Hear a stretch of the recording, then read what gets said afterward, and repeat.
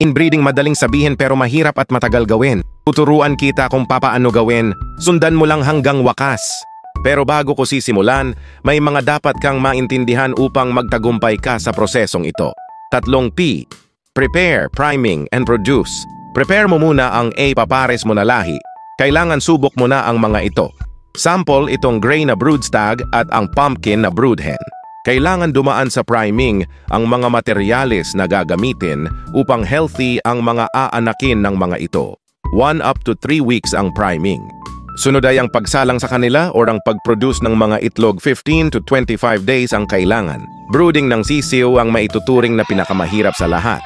Dapat ay mapalaki mo sila na healthy upang mabilis na lang at magtatagumpay ka sa breeding. Nasa 186 days o 6 months upang makapagpili ka ng broodstag na 50-50 pumpkin na ibabalik mo sa broodhen na pumpkin. Unang labas 50-50, pangalawang 3, 4 at 7 or 8 pang tatlo.